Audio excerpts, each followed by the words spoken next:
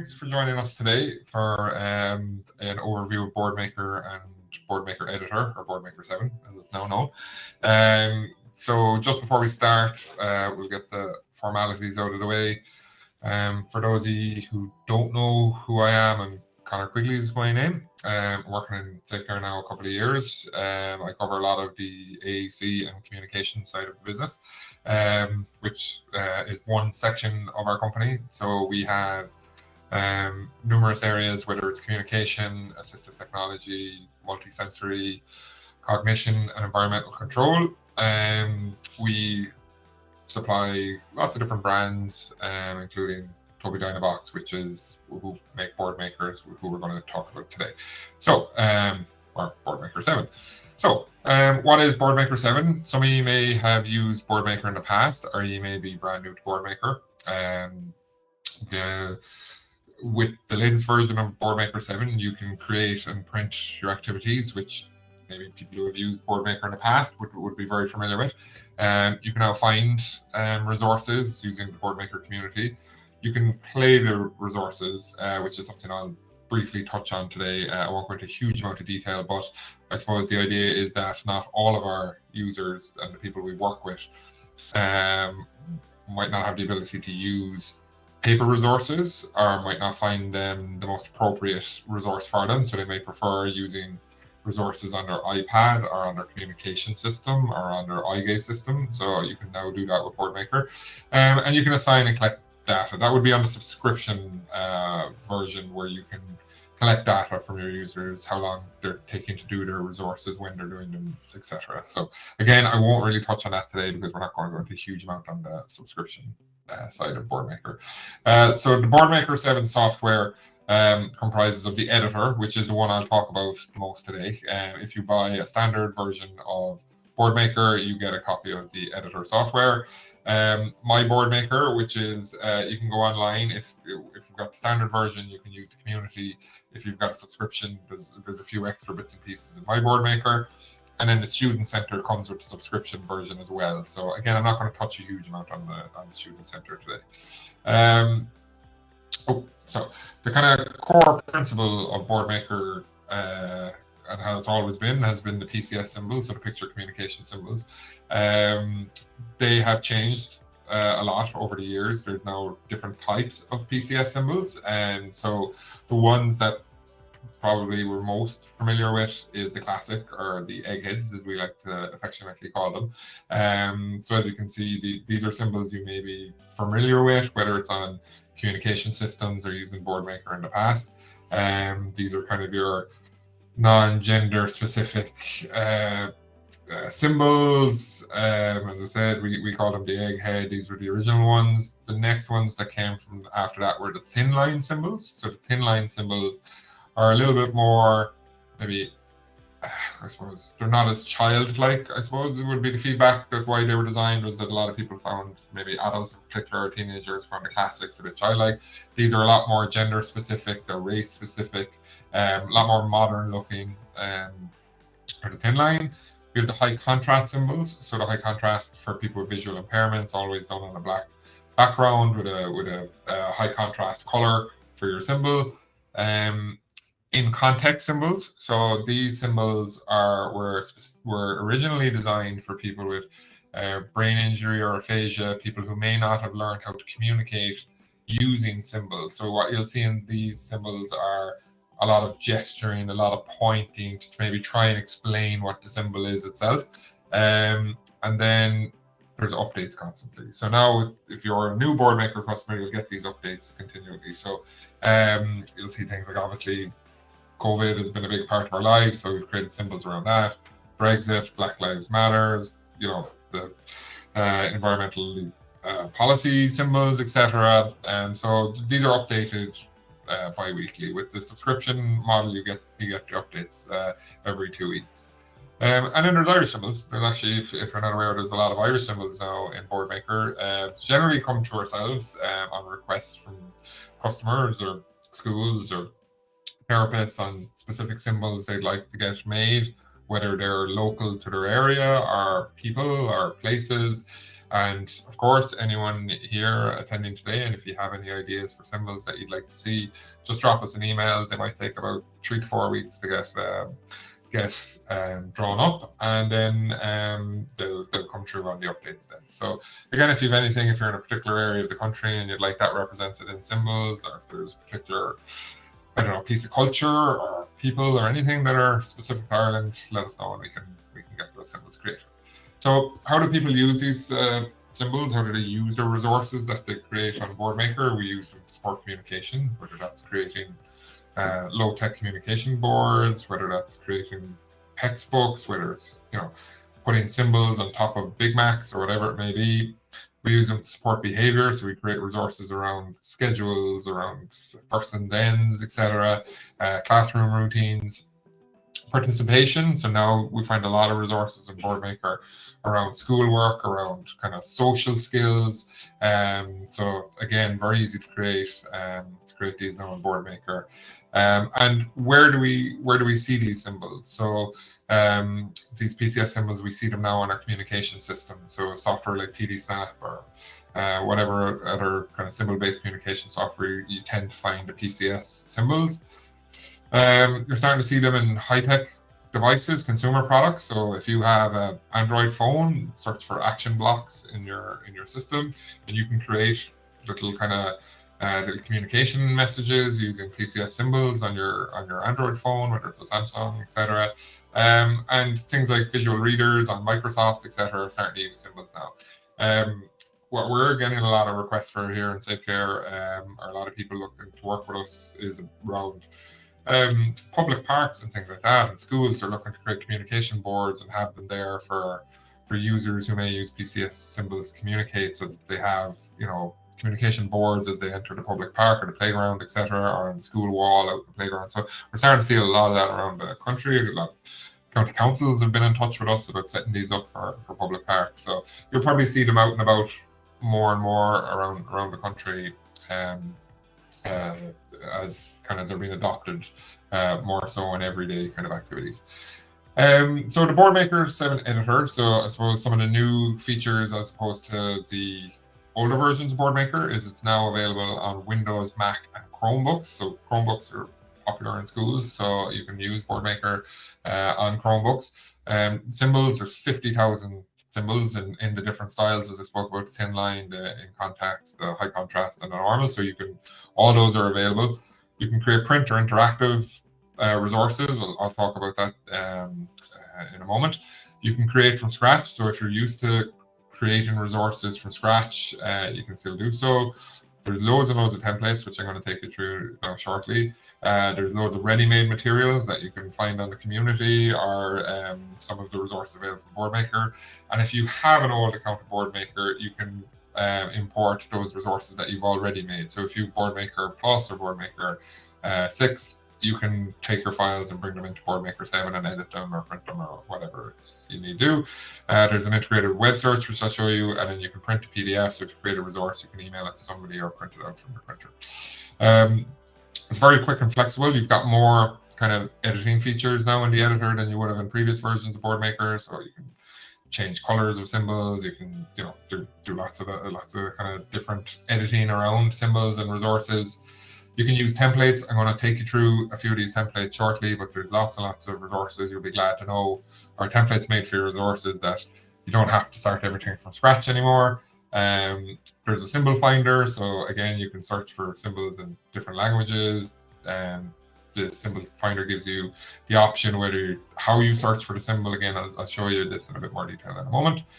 You have symbol ordering. So what that means is that when you search for a symbol, what order do the symbols come up? So if we're working with, again, I'll show this detail. If we're working with kids, we might want symbols that represent kids.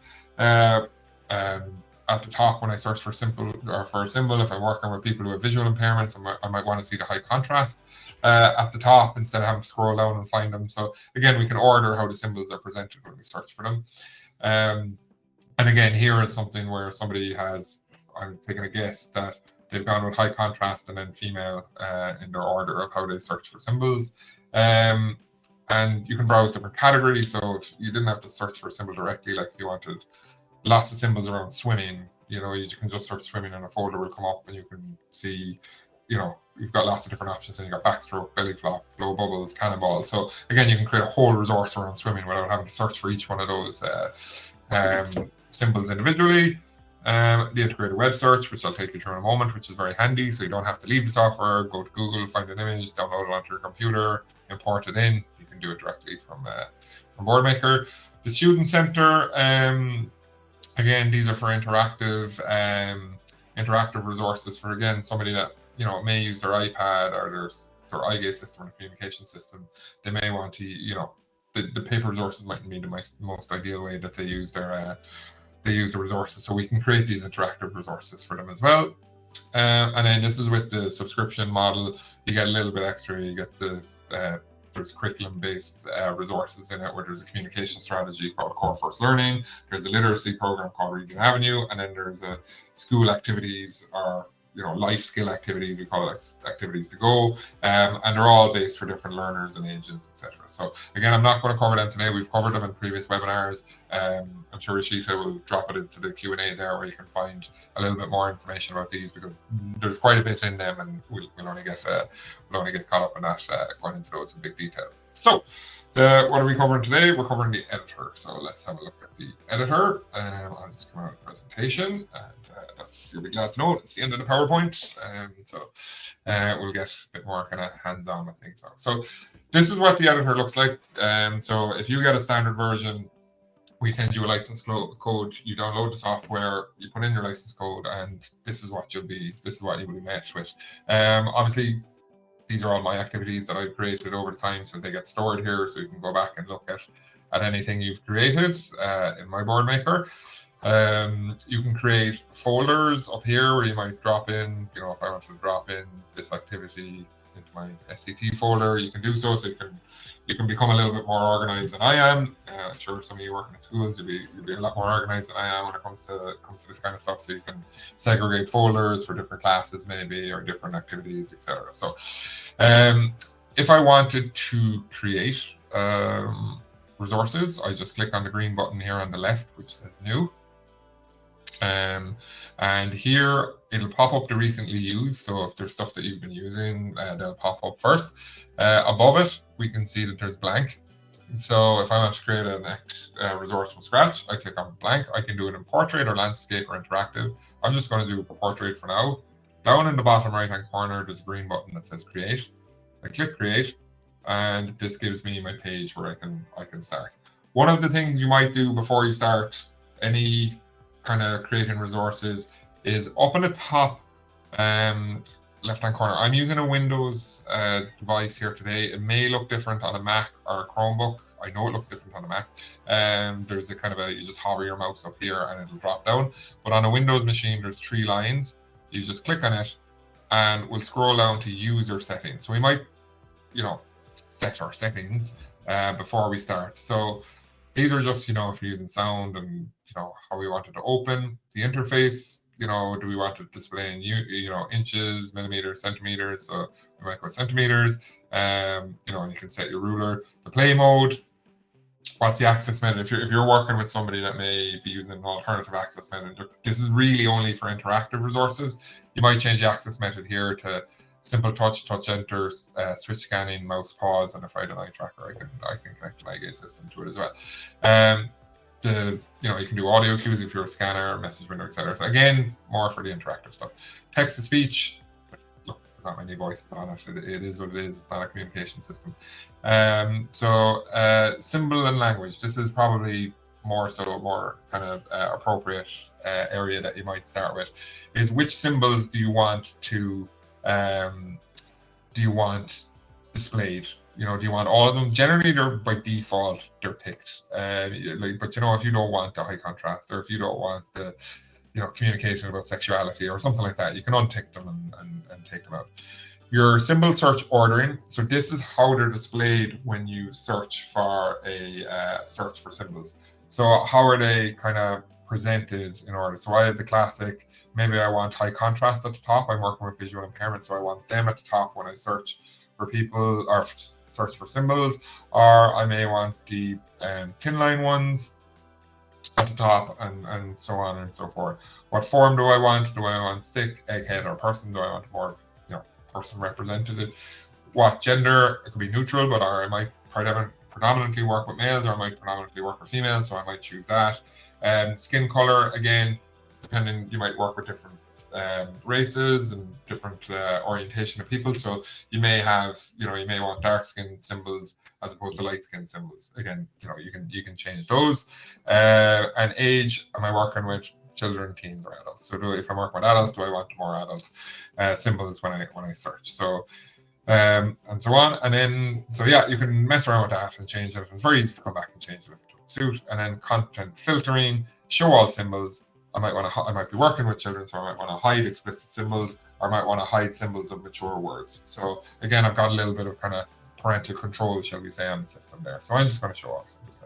So I've got a blank page, and if you're used to using Boardmaker, I might want to create a button here. I'll just draw my button. And I might want to copy that button. So I use the spray function at the top here, and then I can just, create my buttons. I can click on the button that I want to edit. So let's say I'm doing a resource around fruit or something, and I want to create lots of symbols around fruit. I'm going to print them out, I'm going to laminate them, and I'm going to cut them up and stick them around the class or stick them on a book. So there's two ways I can search for the symbol. I can click on the right hand side, I can go to symbols here. Here I could search for apple. And under here I can say, does it begin with apple? Does anywhere in the symbol contain the word apple? Do I just want the whole word, or do I want it to end with? So it gives me a bit of kind of flexibility on how I search for the symbol. I'm just going to keep it anywhere. As you can see, it brings up the lots of different symbols. Like we know, just put in. I'm just going to drag this over and put this in here. So, and I've got my apple in. That's one way of doing it. I'll click on the next button. My media, I can upload media into here if I had specific pictures myself. If I had things on a USB key or something like that and I wanted to put them in, I can do that. Or I can do a web search. So here I've got, apples from the web. Let me just bring over an image. And apple probably wouldn't be the best thing to search, but here you can see I've got a photograph. Or if I wanted, I can't think of a chain of places that sell fruit, but let's say if I wanted, I don't know, Starbucks. Starbucks to get my fruit. I could search for Starbucks because there might be a symbol there for Starbucks. So you know what? I'm just going to bring over from the web search. I'm going to bring over the logo and put it in. That's one way of adding your symbols. Another way is I can click on the button. We call this the quick edit. I press enter on my keyboard and it pops me straight into the search. I can just do apple again. Better do something else. Pear and again, here I can select a pair and it goes in. So I've got lots of options here on properties. I can, change how it's formatted. I can change the text, whether I want bold, italic, underline, change text size, and so on and so forth. So you've got lots of different kind of options there on how we change it. If I can create the PDF, print it out, and away I go. So that, look, we won't go into that a huge amount, but that's how you would create a resource from scratch. So I'll save that just so you can see where it goes. I'll save that as fruit and save. Okay. Of course it does. I've done this before. So fruit 1. Let's say. Hopefully I haven't done that. What I should have said there, actually, I'm going to go back into this. One other feature I should have shown you was that, so I'm going back into this. You can add new pages. So on older versions of Boardmaker, if I was, say, creating multiple resources for a person I'm working with or a classroom I'm working with, and I want to do it all around, say I'm going to do fruit, vegetables, drinks, etc. I'd have to save this fruit, then I'd have to create a new one, save it as vegetables, then I create a new one, save it as drink. But on this, on the left-hand side, I can just do a new page.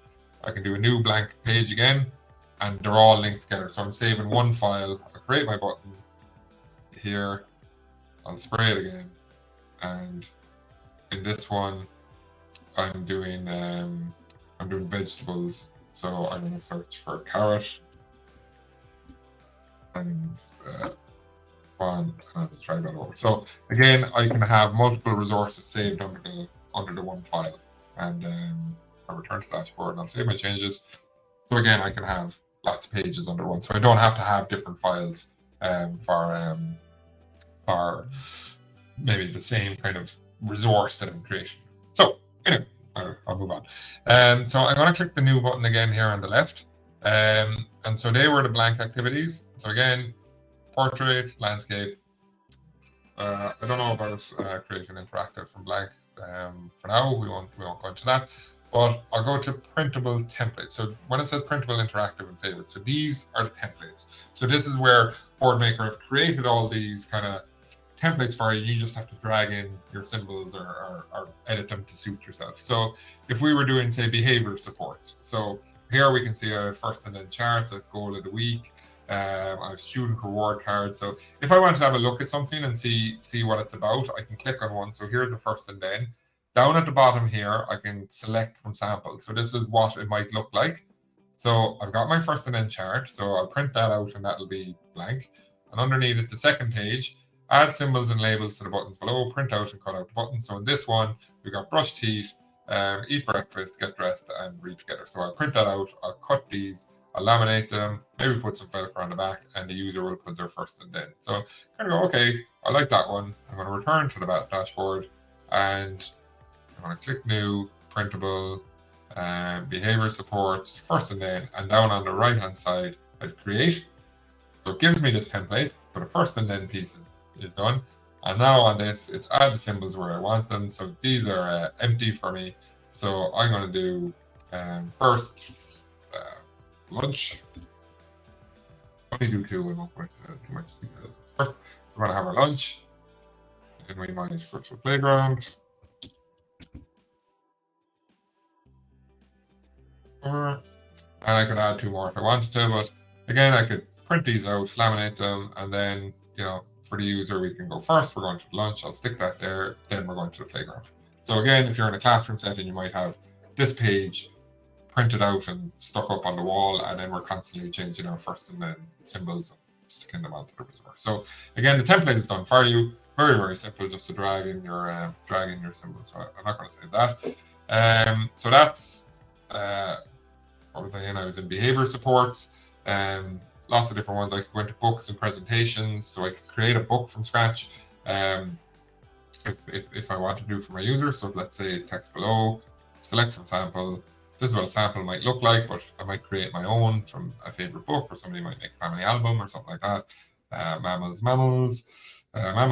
they're everywhere, and so on. So again, you can use these templates and create, they've done all the kind of structure and layout for you, and you can create your resources. So let's have a look at some other. You can create calendars. So you might stick up calendars for the class. So let's have a look at the 2022. Create, because it is what it is. So we might put in birthdays. Boardmaker is made in America, so it comes from Pittsburgh. So you will get a lot of maybe holidays and things like that are American. So you can just delete them. Let's go to March. Yeah, St. Patrick's Day. So I haven't forgotten about us completely. So you might take out things that aren't relevant, like President's Day might not be relevant. So I might remove the symbol and stuff like that on some of them, and I can put in, I might put in birthday in here, birthday, and I'll just it's on here, and then I can print this out, calendar out, and I can obviously I can change the text or whatever, put in Connor's birthday, and I can change all this to print it out, stick it up on the wall. If it's a classroom, you might have activities you're doing or whatever it may be scheduled out for the month or for the year or whatever it may be. If there's any, look, I'm scanning through these. Drop into the Q&A if there's anything there that I've kind of glossed over, or you said you see something that you want to have a look at as a template. Just drop it in the Q&A and I'll go back and we can go through it. Communication. So if we're doing some low-tech communication boards, and there's all different grid sizes. So again, we might have some paper resources. We might have somebody starting out on communication, maybe a symbol communicator. Want them to use paper resources initially. They might not be ready for a high-tech system, or they might be there to supplement their high-tech system. So they may already have a high-tech system. They may have a TD Snap on their iPad or something like that, and you want to replicate it. You might be going swimming and you can't bring your iPad into the swimming pool, so we'll create a page around swimming. Bring it into the swimming pool, and we can use our we laminate it and bring it in, and away we go, and we can communicate it. They've created 2 core first communication books, which are really, really popular. There's one in a 6x6 and one in a 7x9 size. So what this is the full template for a communication book for somebody. So I'm going to go into create. So it gives you all the instructions. So here it tells us cut along the dotted lines on the right and bottom edges of the pages, cut out the tabs and so on, and laminate the pages and cut around. So basically, it'll look something like this. I don't know, can you see that? It might be a little bit hard to see, but you cut out the pages, you put them in your ring binder. You've got these tabs down on the right hand side on the bottom that brings you to each page. So the first page will be this book belongs to Connor. I'll put in Connor in there. Here is my core words page. So that's my tab on the right hand side. So I've got core, so I want more, and so on.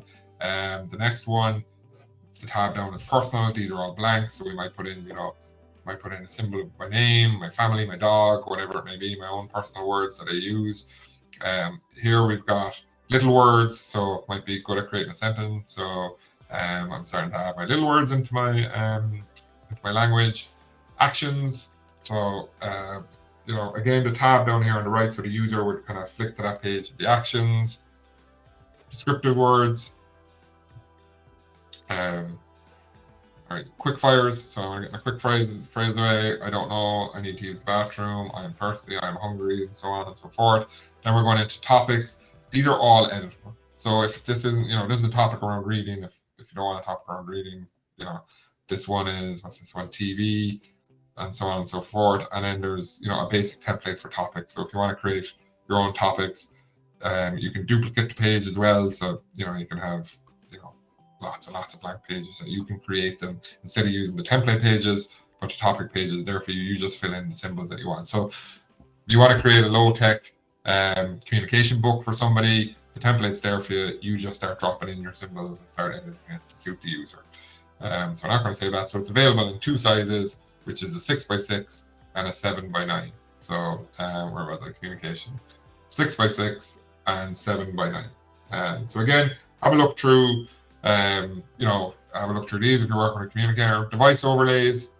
Somebody's using the GoTalker or something like that. You'll see here they've got lots of different ones. They've got GoTalk. Some of these you wouldn't really get in Ireland. Let's see what other ones you get in Ireland. The Pocket GoTalk. You get the Quick Talker, the Super Talker. A lot of them. You might recognize some of them there that I mightn't, but yeah, you can print these out, drop in your symbols, and then drop them into your device. I'll go down because, as you can see, there's lots and lots of different templates. Matching. You might do matching activities with somebody. Let's have a look at this one. This is this is 5 pairs. So let's have a look at a sample. I won't create one. What is it? So draw a line between the matching items. So hat and head, socks and feet, gloves and hands, shirt and chest, pants and legs. So you get the user to do it. Obviously, you can, to create from scratch, you can put in all your other matching things. You might make it a little bit harder. You might jumble them up. Matching maths. So again, with someone the other day, and they want to do the fractions on it. So you've got, charts. You've got graphs, picture graphs and bar graphs. You've got maths and patterns. So complete the pattern. So let's have a look at a sample. Not a maths feature, but fill in the missing items from each pattern. So we want a pencil here, so we need to put that in there. I'm not going to embarrass myself here. This here and so on. I'm leaving this one because I might get found out. You print out your symbols here, cut them out, and then the user will obviously place them in the blank box. Hopefully, a lot better than I would. So I'm going to return to the dashboard. Note to Connor, don't open the maths ones in future again on a live demo. Sequencing. Again, if we're doing sequencing, we can put things in a sequence. Again, let's have a look at a sample. There might be something here. So place the items in the correct order. So in this sample, it's wake up, get dressed, eat breakfast, brush teeth, and then we get the bus. So we print this out, we cut up our symbols, and we ask the user to put them in the correct order. Back out, no, and so on and so forth. So there's lots. This might be of interest. Visual scenes. So again, find the objects, visual schedules, very important and very popular. So let's have a 5 steps horizontal. Let's look at a schedule from there. So again, here's our schedule. What are we doing? So place the text and symbols in sequence. So we're going to sign in, we're going to do a choice, our maths, or reading, or lunch, and then we've got our ticks for when they're done. The user can put them in their correct order, or it might be stuck up on the classroom wall or at home or whatever it might be, and we might tick them off. We might put our little tick when we're done. So again, look, a lot of these kind of templates, people were having to create them themselves and then having to, spend a lot of time doing the editing just to get to the point where they have to, put in the symbols. So at least it's all done for you now, and you're just kind of dropping in the symbols or the activity. So look, lots and lots of templates there on the printable side. Again, drop into the Q&A there if you want me to go into detail on any more. If you saw something there that I didn't click on and you'd like to have a look at it, feel free to do so. I'll quickly show you the interactive, what the difference between the printable and the interactive is. So the interactive for a standard version would be that we create this and the person would use the laptop or the computer that they've created the resource on.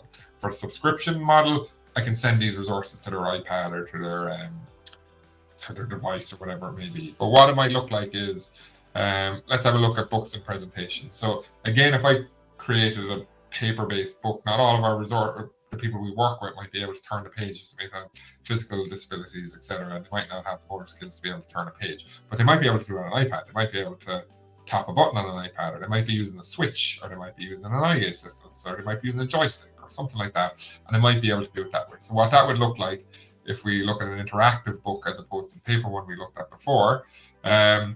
So it looks like this. It's all created for us. If I want to create my own, I can change all this. On the interactive, the red text is your instruction. So just note that. So if I play it, this is what the user would see. They can use, if they're on an iPad, they can touch the device, or if they're on a laptop, they can press enter or whatever. So I can read the page. That's a fact. Oh, can you hear that? Turn my speaker. That's a fact. I can talk about it. So I've got a little communication board pops up. Turn the page. I don't understand. Close that. Or the user themselves can now turn the page. So think of it, if I'm an eye gaze user, I can just look at the next button and I've turned the page. I can have the system read for me. I love origami. And I can talk about it again. So that's what an interactive resource would look like. And as I said, the user themselves, if they're not able to use paper resources, this might be a way for them to interact and use the resources that you've created. So let's have a look at a sequencing app now. So 4 rows, or we'll go through, we'll make it quick. So select from sample. So in this instance, place the life cycle of the chicken in the correct order. So if you're creating one, you have to put them in the correct order first. I'm going to play, and now the user themselves has to put them in the correct order. So that's right. Egg is the first item. That's right. Chick is the second item. That's right. Chicken is the third item. And so again, good job. You put them all in order. Thank you. And so yeah, you can, as I said, interactive resources. User can now, using whatever access method that's best for them, they can whether, as I said, a joystick switch, I guess, whatever it may be, or on their iPad. If you're on a subscription, you can send it directly to their device, but if you're on the standard version, they have to use the computer that you're using to do so. But look, I'm using my mouse here to do these resources, so I should have even said that. You can use the mouse of your computer to do them as well. So interactive, you can see lots and lots of templates here again. So that girl I was talking about with the that wanted fractions, she's using the Liga system, so she's using Boardmaker to access. She's got counting system, she's got graphs. She's in 5th class. Yeah, so she's in 5th class, and she's moving on to kind of harder stuff in math. So she's incorporating Boardmaker now into her system, where she can do lots of her activities that the teacher sets. So we've got calculators, coin flips, as I said, counting systems, etc. Labeling and whatever. So what I should have said actually at the very, very start, if you find resources that you like, because as you see, for me, I'm going back and forth, in and out, kind of stuff. If you find one and I say, right, okay, that's really good, I like that one, you just click favorite down here and it stores it in your favorites. So you don't have to keep going back and forth and looking for things. So if there's some ones that are go-to for you and you keep going back to them and you keep creating resources, you can do so. You can do so by adding it to your favorites. So that's, and then anything you create is just stored here in your My Boardmaker folder, or your My Boardmaker files, and then, as I said, you can create them into folders. I just see there's a question: can you change talk about items in the pre-created book? No, you can't edit the communication side of it in the book. You can create your own one, but the one that's there you can't edit. So, so I hope that answers your question.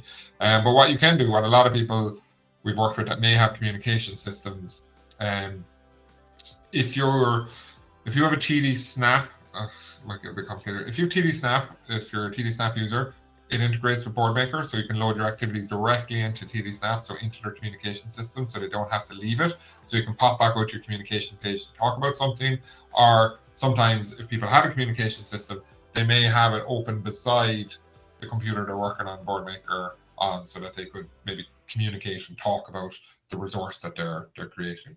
And so there's just a couple of different options that people tend to do. So there are the resources, how to create them. If I had older resources, or if somebody sent me resources, if I'm working in a school and somebody sent me something, I can open them. This will open up your computer and you can search for activities if somebody's emailed something to you.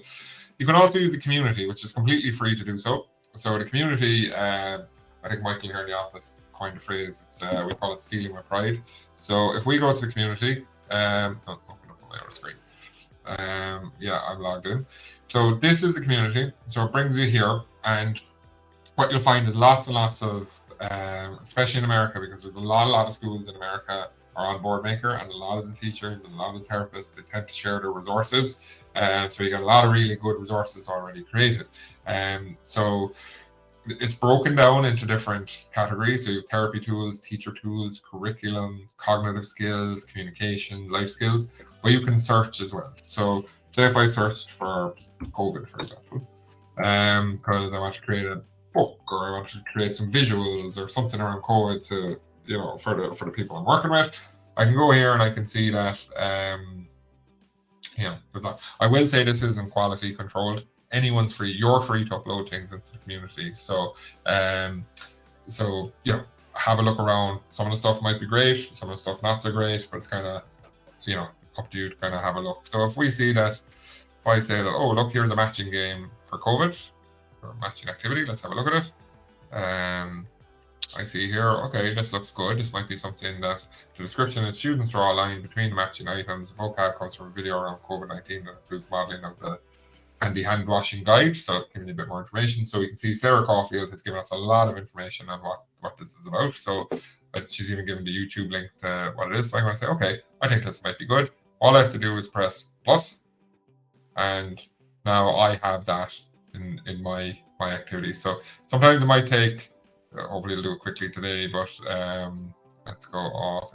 Sometimes it might take a minute or two to pop up into your Boardmaker. Of course, it's taking a while for me today. Here it is, COVID matching.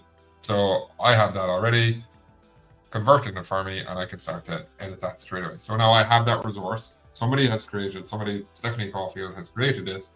I can start using it straight away. So it's always good, if you're thinking of doing a resource, creating a resource, have a look on the community. Somebody may have already created it, and then you'll find lots and lots of kind of useful resources.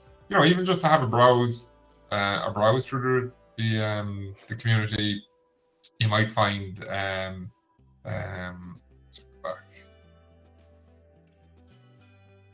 quick here. You might find stuff that you think, all right, okay, safe and unsafe behaviors. I might have a look at that. And would this be useful? Seems I've already stolen it at some point. So on and so forth. So as I said, look, some of them will be good, some of them not so good, but feel free to use them. Somebody may have already created something that you're thinking of creating. So this is a series of errorless questions with 8 possible choices, and so on. So someone's done an interactive one here that's put in quite a bit of detail into it. So might be worth downloading for yourself. So I just press the plus, and it's added to my activities, and then it'll pop up, and I can edit it or print it or do what I want with it. So, as I said, look, we're in the online version here, but the community side of it is free. So, but all the curriculum side, as I said, Ishita might have thrown up a link about where you can find some of these activities or where you can find the information around the different subscriptions, etc. So that's kind of it. That's kind of the editor. As I said, kind of a choice. Start from scratch or use the templates. It's kind of really is kind of as simple as that. You got more features in terms of lots more symbols, lots of different ways of searching for them, lots of different ways of ordering your symbols, etc. How you search for them. The integrated web search is proven to be very popular. So there's two different versions. There's the standard version, which is Michael or Sheeta might throw it into the Q&A there, the information on our website. But the standard version is €375 plus VAT. I could be wrong on that, but the guys will put it up there for you. And then subscription, there's a few different options on the subscription. So